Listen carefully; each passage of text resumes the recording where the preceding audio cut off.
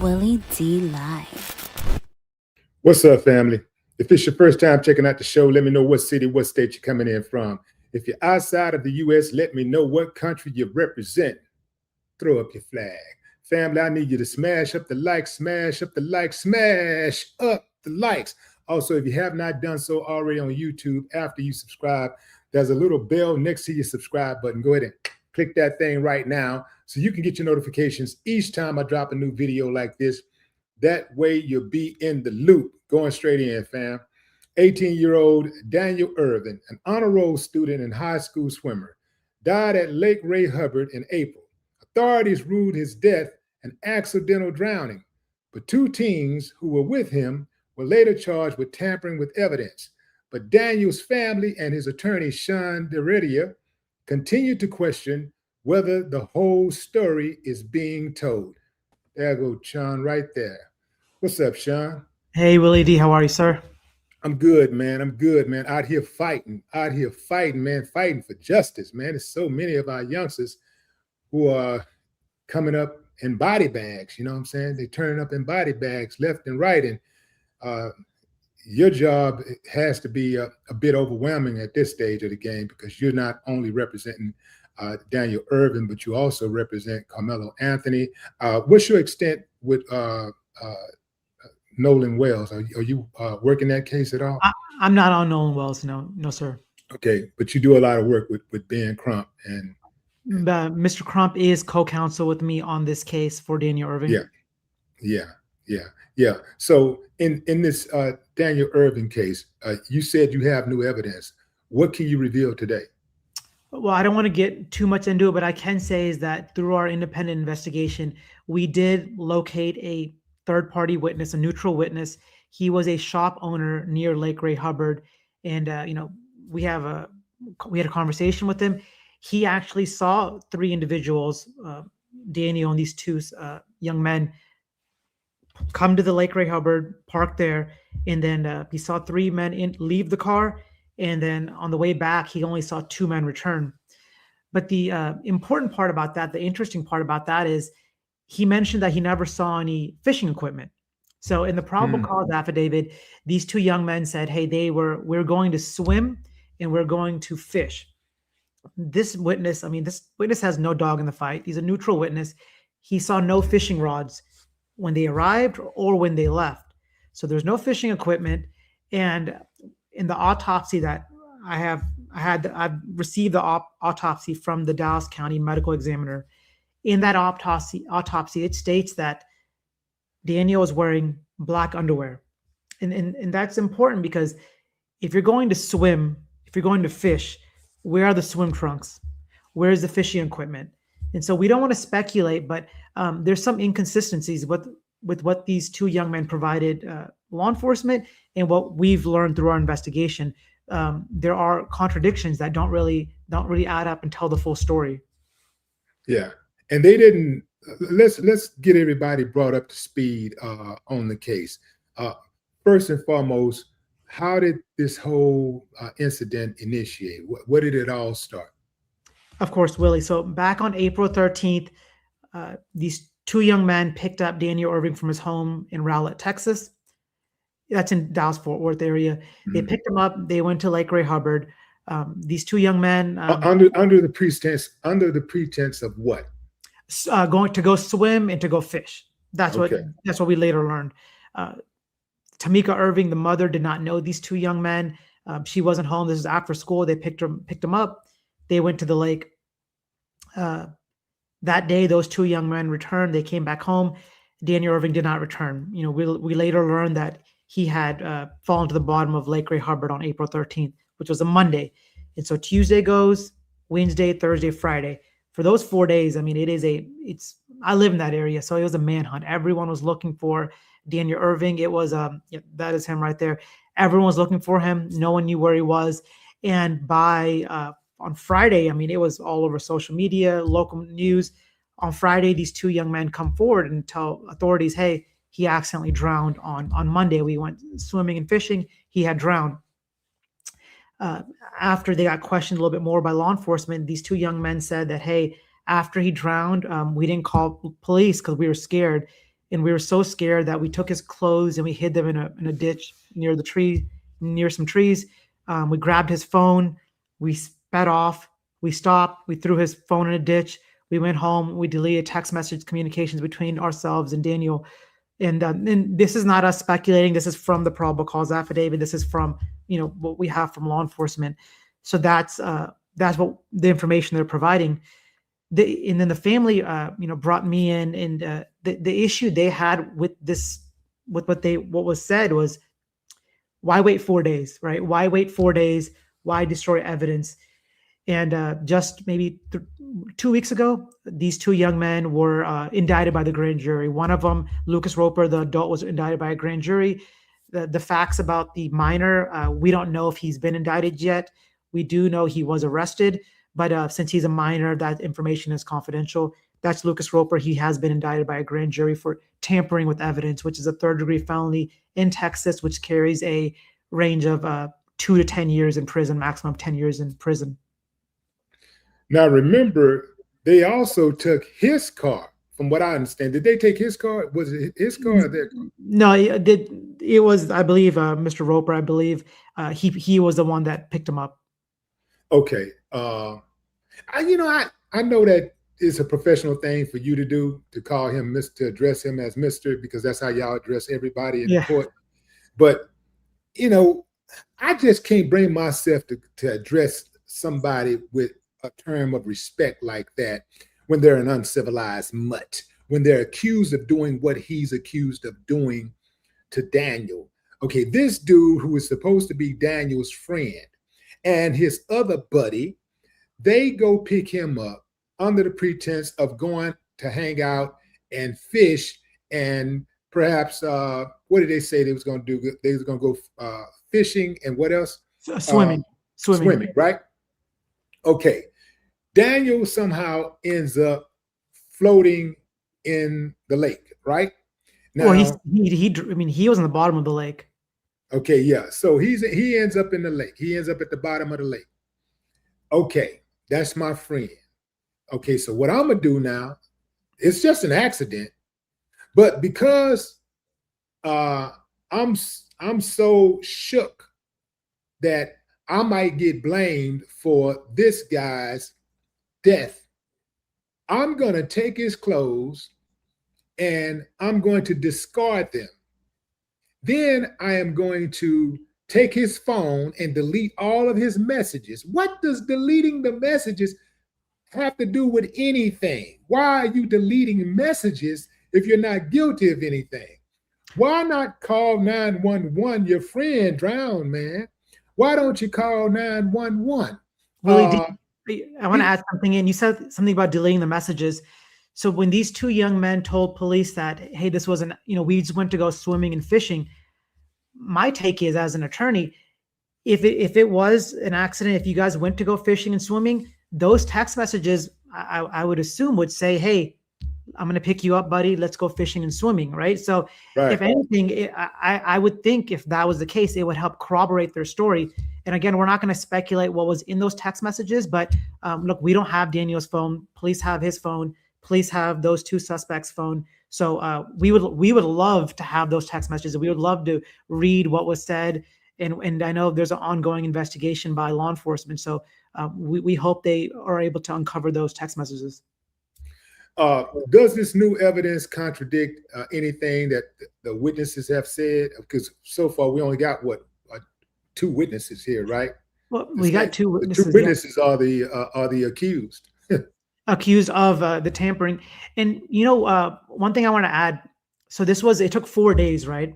I know you cover a lot of you cover a lot of cases, so I'm sure you know about this. But as time progresses, evidence gets lost. So when Daniel's body is in the water, so if they call the police after 4 minutes, you're going to be able to capture a lot more evidence. But as you sit in water, evidence such as fingerprints, hair fibers, skin cells, that evidence is lost as time progresses. And even if there were potentially any bruises on Daniel, as your body decomposes in water over hours and days, especially over days, your body changes colors in the water. So the medical examiner wouldn't be able to tell with any certainty whether this was because of natural decomposition or whether this was a bruise or what. again, we're not going to speculate. It's just it is true that as the longer you sit in water, the more evidence is lost in that body. So there was an autopsy done, but the autopsy doesn't really tell an accurate story because it's been 4 days in water. Just like if you're outside and something happens to you and you're outside and it starts raining, rain's going to wipe away evidence, right? Same thing. Imagine being submerged in water for 4 days. So we did lose a lot. We lost a lot, unfortunately, of evidence that could have potentially helped us. Let's talk about this Dallas County medical examiner. The Dallas County medical examiner ruled the death a suicide. No, it wasn't a suicide. They ruled it. Let me back. Accidental. Accidental drowning. Yes. They ruled it accidental, right? Yes. Why is it that so many cases involving Black bodies suspected of being murdered by white people ends up being ruled by the medical examiner as accidental or suicide or undetermined? I don't have an answer for that. I know even in Nolan Wells' case, that was ruled. I know that autopsy has not been released, but I know even Tyler Smith, another case that's getting some national attention, they've ruled that an accident. I guess that was the case where some young man in Lexington, Kentucky, was shot in the head, and the friends said they were playing Russian roulette, and that was ruled an accident. So Willie D, I wish I had a good answer for you, but I'm really kind of lost on that.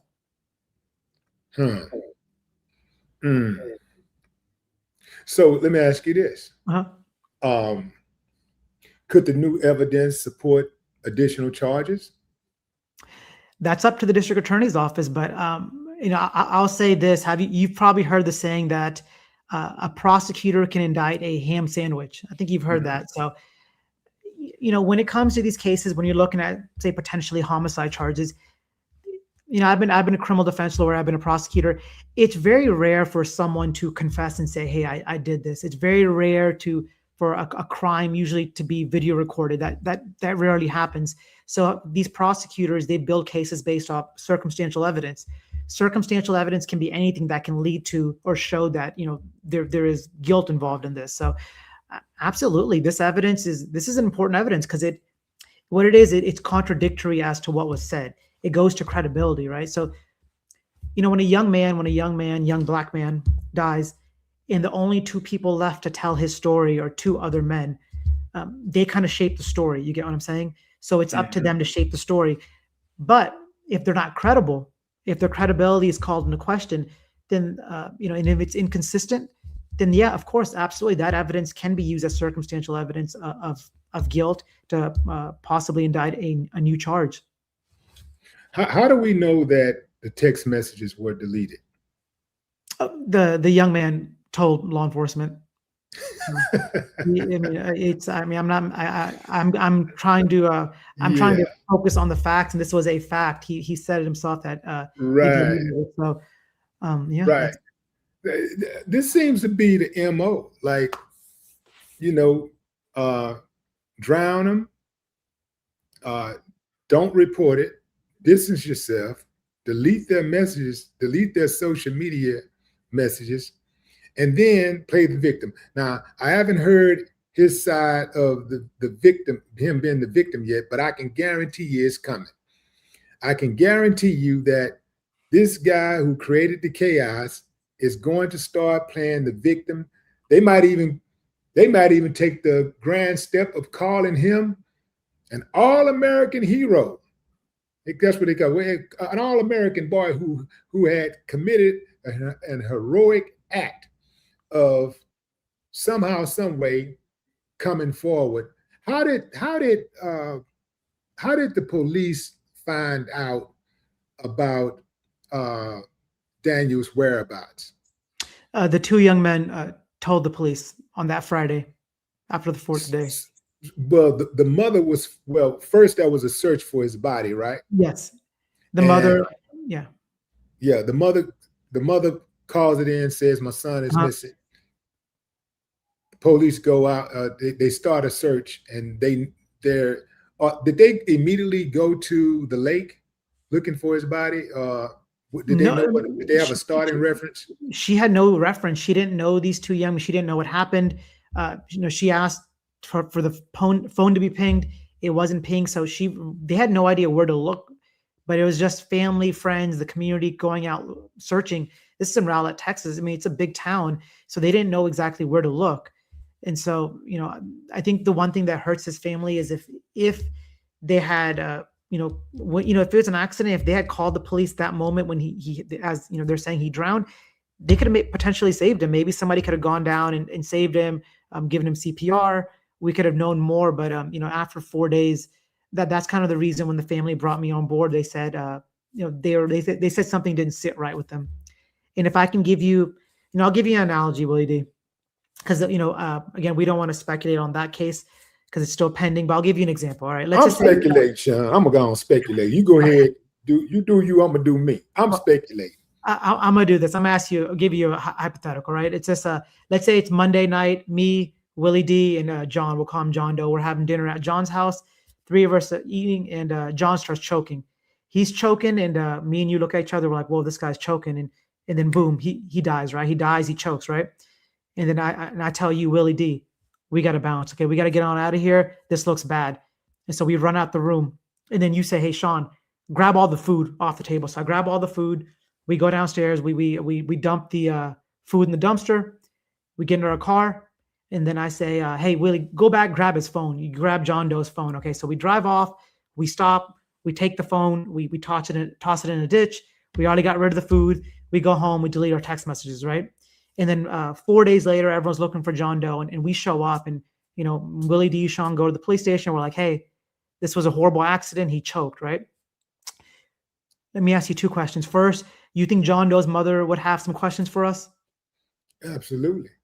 Now, given how me and you look, you think the police would just be like, we tell them it was an accident, you think we'd be going home, or we'd have some issues?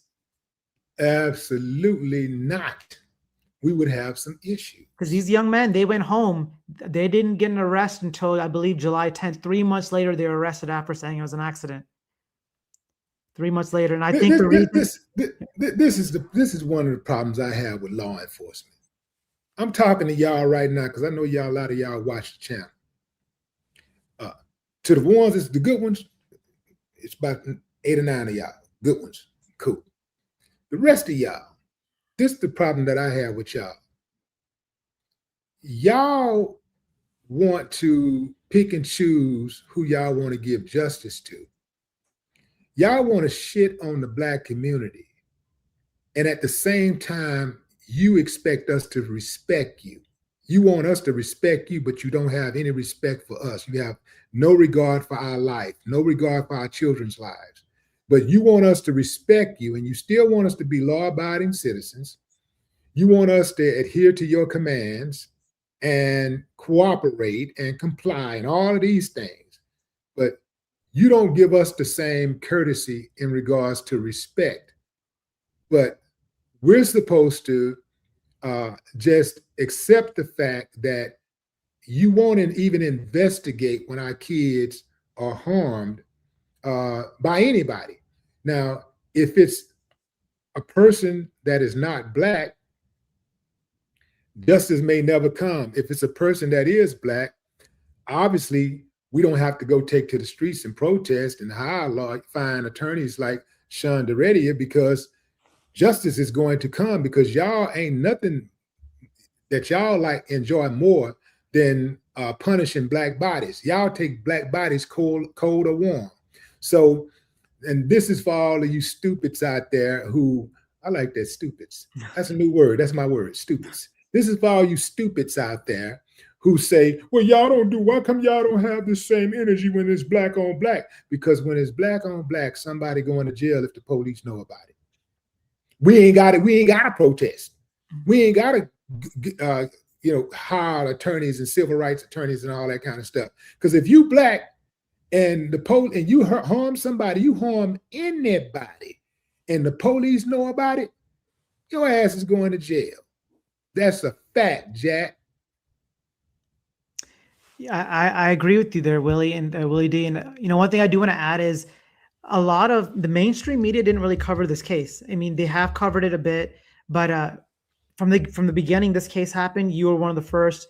I was expecting more independent journalists, big name journalists like yourselves, to cover it, and you were one of the first ones. So I want to say thank you, because without, I mean, I know, law enforcement, they're doing their job, they're doing their investigation, but for this case to actually get the attention, and I think we believe that the arrests did come because this story started getting like national attention. I think one of the first few people was you. So we want to thank good independent journalists like you who do cover these stories, and because of you, these stories are getting national attention. So the work you do is really important as well. I appreciate that, man. I appreciate that. I really ain't got a choice, man, because if I don't do it, if we don't do it, the others out there who are covering these stories, there's a lot of people covering it. It's just sometimes, man, they got these little filters and something, you got to get through the filter game, but there's TikTokers out there covering these cases. There's YouTubers covering these cases, independent bloggers. There are people out there covering these cases. It's just that the algorithm don't really necessarily favor, you unless it starts to really, get legs, and boom, something happens, and then boom, the algorithm says, okay, we like you, come on over here, we're going to give you some shine or whatever. But yeah, it's a lot, man. It's a lot, for every case that I cover. Unfortunately, it's 20, 30 more that I can't, because I don't have the bandwidth, I don't have I don't have the time capacity, or even the mental capacity. Yeah, absolutely. I wanted to say that is there evidence that the authorities haven't fully explained to the public? No, I think right now I have spoken with the district attorney's office that the investigation is not closed, so it's still ongoing by law enforcement in the district attorney's office. So they're still exploring all avenues right now at this point. Yeah.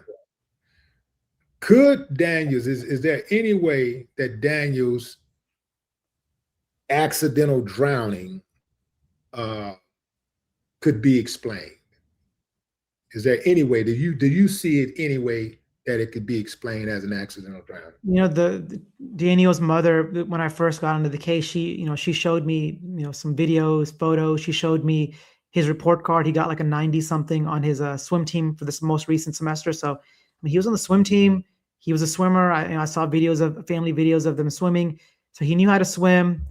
I think, I don't know. I know the investigation's ongoing. I don't want to speculate as to what happened, but just talking with the family, the fact that he was a swimmer on the swim team, his body was found in black underwear, not in swim trunks, fact that there was no fishing equipment seen there, fact that evidence was destroyed, fact that two young men were arrested, indicted, all those things combined, the family right now is having difficulty just accepting that this is a tampering charge, and I've explained to them, the investigation's ongoing, and they're not accepting it. They're not happy about it. Yeah. Well, sometimes you got to build it up. You got to get them on something.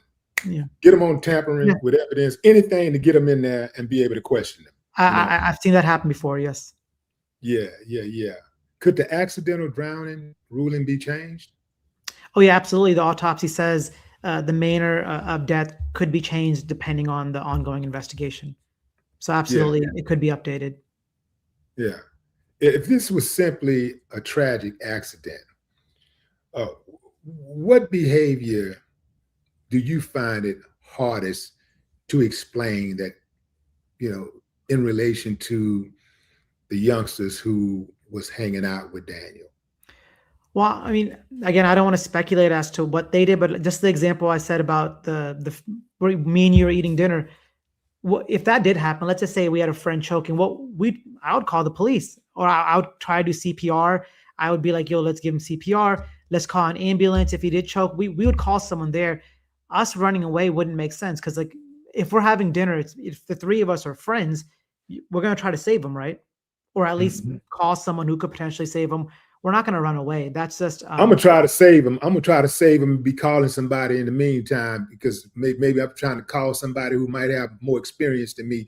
But in the meantime, I know that every second counts. So I'm trying to save my partner. And if, and let's just say that we couldn't, let's just say we tried to save our friend and he choked and it was too late.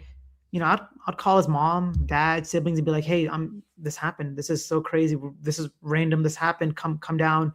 Let the family know, right? Because, family is going to worry about, their son, their daughter. They're going to worry about it. So I think that's something I would do. And so that the fact that they didn't, they're saying they're scared. I'm not going to speculate, maybe they were scared. Maybe they weren't scared. I wasn't there, but to not call anyone, I can just say that the family is having a difficulty accepting that. Which one of those boys would you put under oath? If you had an opportunity to question one of them, which one would you put under oath first and why? They have the right. They have the right to remain silent. So they have the right to remain silent. That's a constitutional right. So I would not put either one of them just because they have that right. If they choose not to testify, they're not required to. But if you could, we just hypothetically, hypothetical. I mean, I would want to hear from both of them. I kind of would want to hear. They're both there together. I'd kind of want to hear and ask them. What happened? Why? I want to know the question that I'm left with and stuck with is, why'd you wait 4 days? Why'd you guys, get rid of the evidence? What was the reason behind it? Because you can be scared, but I'd want to ask some follow-up questions like, if you were scared, why didn't you call the police, right? If you were scared, why didn't you call the ambulance? Someone to help. Why didn't you call someone to help? Why didn't you call your parents, her parents? So those are the questions I'd want to ask, hypothetically speaking. Now, Sean, I know how this thing go, man. So go on ahead and say it, man. Like, which one is the weakest link, man? Which one do you think is the weakest link? If you had an opportunity to actually question any one of those boys, well, 16-year-old or 19-year-old, which one would you question? I know which one I would question first. Who would you question? Who would you want to question? The 16-year-old. Oh, why is that? Because the 16-year-old is more than likely less mature. However, let me understand them first, because we haven't had enough. I haven't heard them talk. You know what I'm saying? I don't know their personalities. If I was to get 5 minutes with each one of their personalities, I could break down which one is the weakest link. Really? Yeah, but I'd need to talk to each one of them first to kind of see which my next one. trial. I'm going to have you come in as a consultant. Let me come in, because I am definitely good at reading human beings. All right, now I'm gonna need you in my next one. Yeah, absolutely. I would do that for the people. All right. I'm gonna hold you to it. Okay. So after seeing what you've seen in this case, do you believe? And I know I alluded to that earlier, but I didn't ask you directly. Do you believe that Daniel Erving's death was an accident? I'll say this. I don't want to speculate right now, given the evidence. Look, it's an ongoing investigation. I'll say this. The family does not believe it was an accident. They want this case fully investigated. They want more evidence to come forward. And I really can't comment on that because there is an ongoing investigation. More evidence is going to be coming forward, we believe.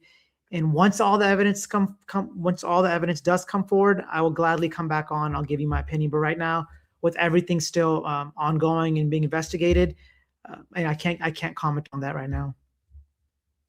Sean, I'm not a gambler, but if I played poker, I would not play against you, because you hold your cards like this. Ain't nobody seeing you. Ain't nobody gonna see nothing. we want this investigation. I know law enforcement's doing theirs, and we're doing our own independent investigation. Yeah, and we're uncovering things day by day, and we're just we're building our own case too, right? We're trying to assist law enforcement any way we can. We want, what we want is we just want to know. We want transparency. We want the truth. And once we get those two things, then I believe the family will be able to get justice and closure. There you go, ladies and gentlemen. Sean Deredia. I appreciate you coming on the show, man. And absolutely, man, I'm gonna take you up on that offer as this case develops and other cases that you're working on develops. Absolutely. Oh, man, appreciate you. Thank you. My bad, I cut him off, but respect. Let's go into the comments and see what you guys are saying about this case. I see China Carter. China Carter. What's up, China Carter? Yeah, Sean is a rider. Sean got that fire in him. You know, like that's the type of lawyer I like. I like the type of lawyers that like, yeah, they got you, but we about to get them. I like those type of lawyers. I like those lawyers that's got that fight, man. I like the lawyers that's looking to fight, looking for a fight. And Sean got that fight in him. Let's see, Christina Clark. What's up, Christina? Christina, what's up, Christina? Con Ed, what's up? Kamala, what's up, Kamala? Kamala with the C. JC King, J Stars, what's up with you? What does that say? Take Leah Day? I can't say take Leah. Takalia. Is it Takalia Day? Okay, Espresso, Buckhorse. Buckhorse, what's up? El Bay? Steve Penn, what up? Ali. See, we got Jay Davis.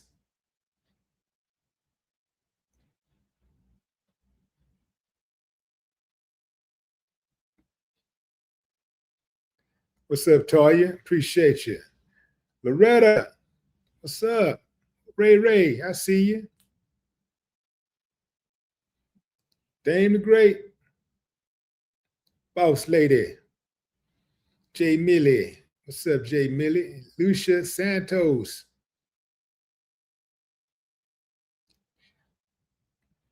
What's up, JDLS 720? Appreciate you. Jason Chapman. What it do? What it do? Tanya Turner. Mario Savior. Rose Marie.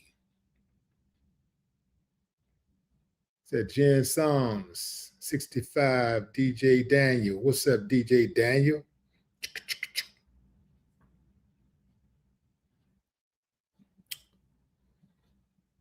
But growing up, boy, the DJs used to get all the play. You go to the club, man, DJ get more play than the richest dude in the club. The DJ. I remember the DJ used to always have a fine girl in the booth. And to this day, DJs be getting action, man. You gotta watch it. DJs. All they gotta do is play a girl favorite song. You already halfway there. Play her favorite song, get her in the mood. You halfway there. You play her favorite song, then give her something to drink. Oh man, you straight in. Straight in. Gotta respect the DJ. What's up, Shelton? Rap Snacks. What's up, Rap Snacks? Chuck Diesel. What it do?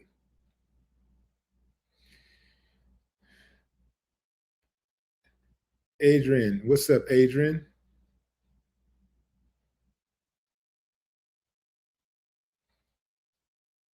Trucking with Ja. So here's the deal, fam. What's up, Willie? What's up, Willie Beachman? Willie Beacham. Hey, Willie. Hell of a name, man. Hell of a name. Hell of a name. Don't let him call you Uncle Willie, though. Uncle Willie is, not Uncle Willie. Don't let him call you Mr. Willie. Mr. Willie. Like when people call me Mr. Willie, I'm like, hey, man, don't call me Mr. Willie, because my aunt used to date a guy named Mr. Willie. So he's an old dude. So all I think about when I think of Mr. Willie, I think of old, right? Yeah, I think of old. And I'm like, don't call me Mr. Willie, man. Don't call me Mr. Willie. So here's the deal, fam. I appreciate y'all joining the live. And I'll keep y'all updated on this Daniel Erving case. And as things develop, in the Carmelo Anthony case. I'll also keep you updated with that. There's so much happening with our youngsters, so much happening. And keep in mind, fam, you know, a lot of these youngsters, they're just trying to fit in. So oftentimes they're not vetting their so-called friends like they should, because it's a lot of pressure. I think it's more pressure on them than it was on us, because we didn't have social media. You know, our lives was not on display on a daily basis. We didn't have the pressure of trying to keep up with the world. Like if we went to school, let's say you were you know, a sophomore in school, or a freshman, sophomore in school. Typically, you know, or just it doesn't matter if you're freshman, sophomore, junior, varsity.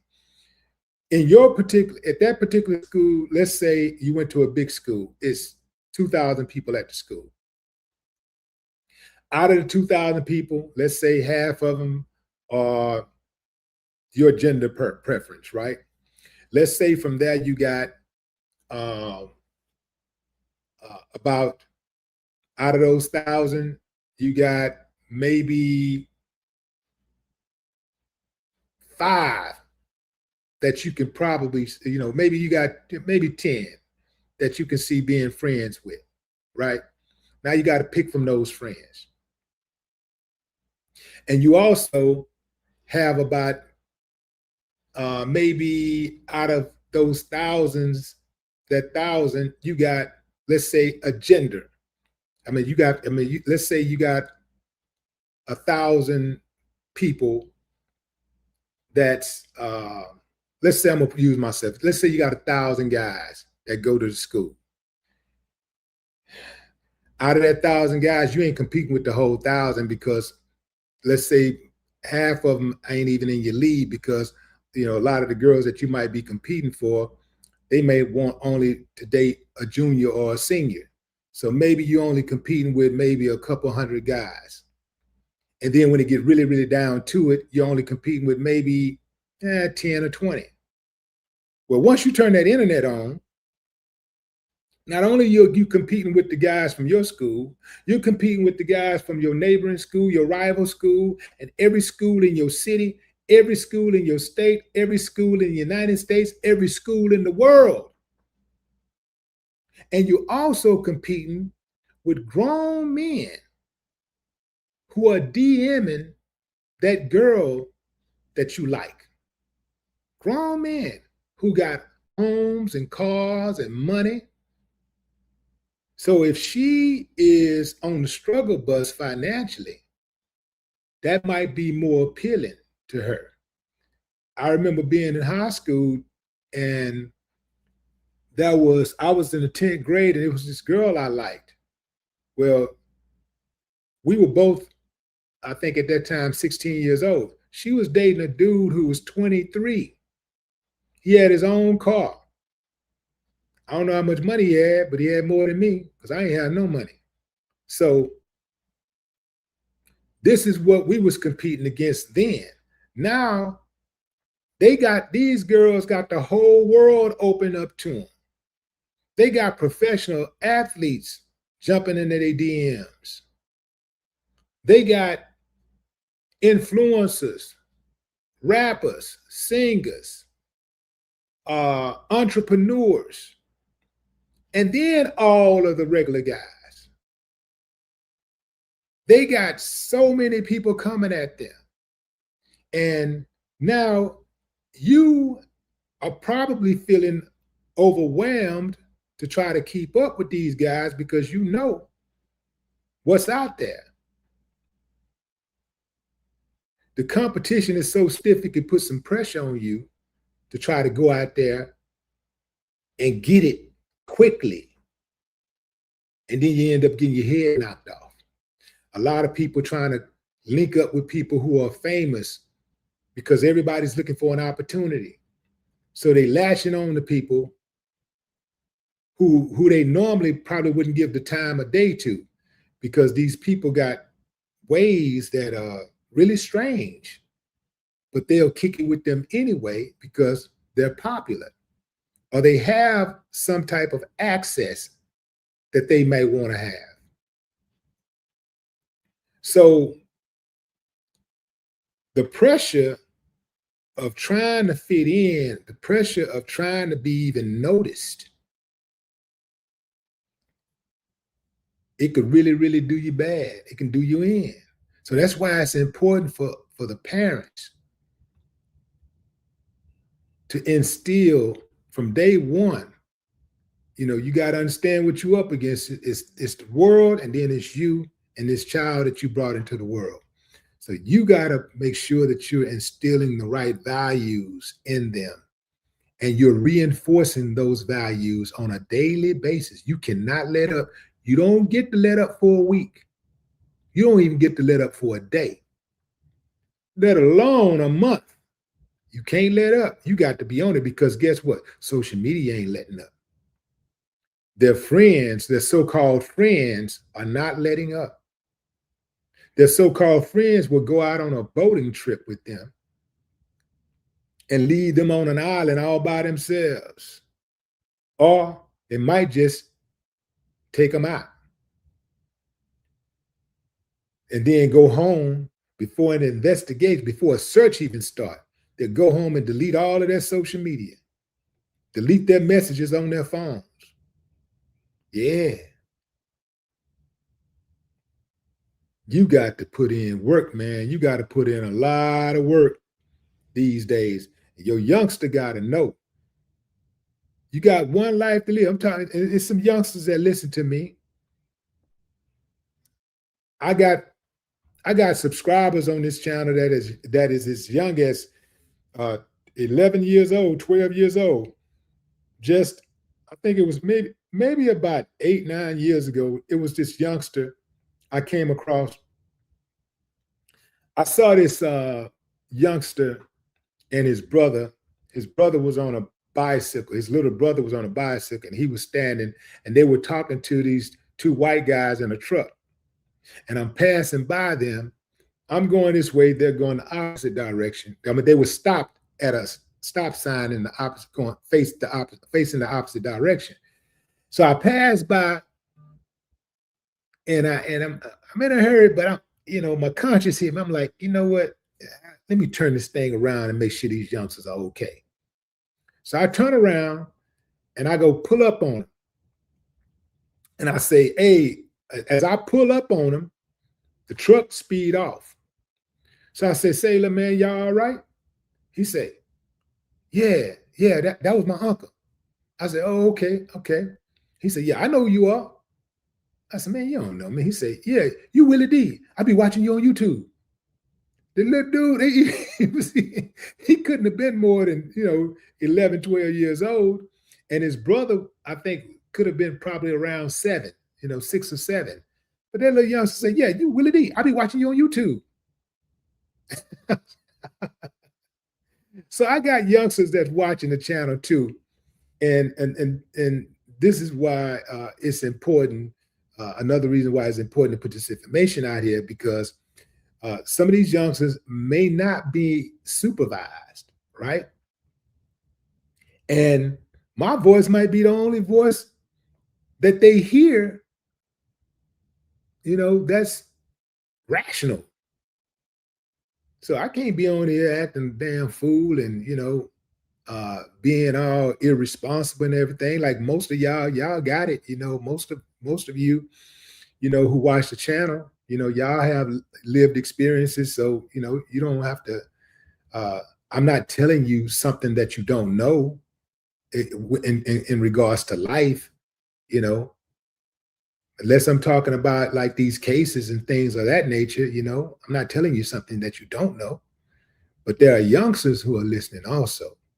And I'm telling y'all, like, know who you are first and foremost. Do not be so in a rush to try to be, to want acceptance that you will accept anything or anybody. Like, I know a lot of people. Most of the people that I know are not in entertainment. Most of the people that I know are not famous. I know a lot of famous people. Most of them are not my friends. I do not consider friends. Most of them. Most of my friends are regular folks with regular jobs. And I'm saying regular, but I mean they might do anything from being a lumberjack to being an architect. Some might say, well, that ain't necessarily a regular job. I'm just saying they're not celebrities. But I got friends who are lumberjacks. I got friends who are teachers. I got friends who are police officers. I got friends who are politicians.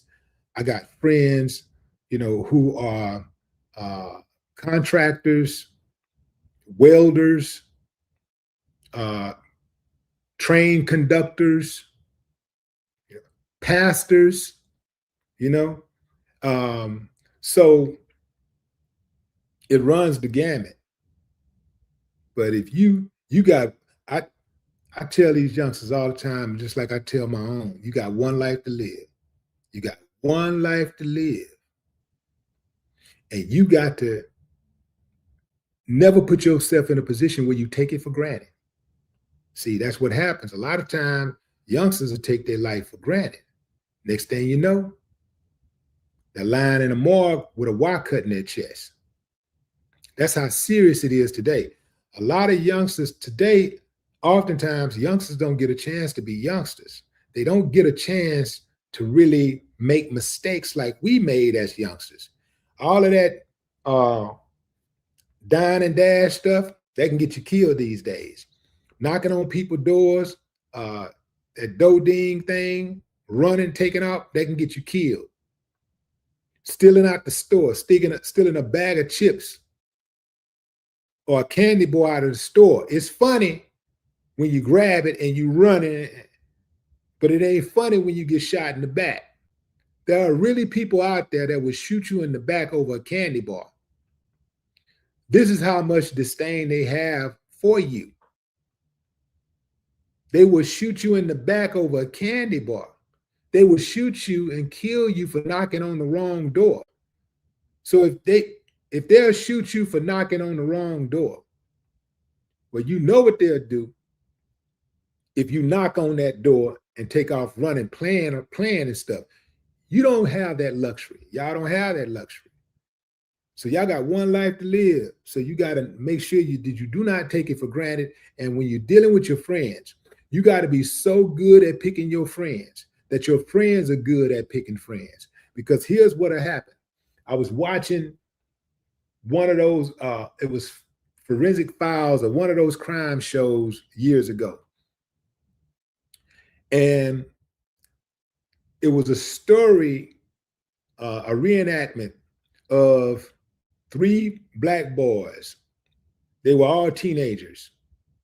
They were going to buy weed from this guy, this other black guy at this house. When they show up, it's 3 guys at the house.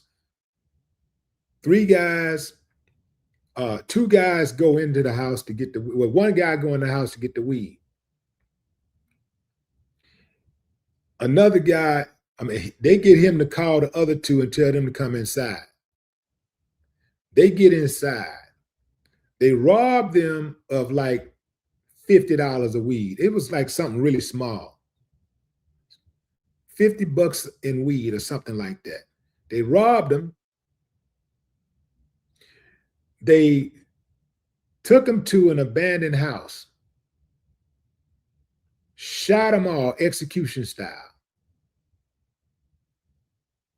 and burned the house, set the house on fire.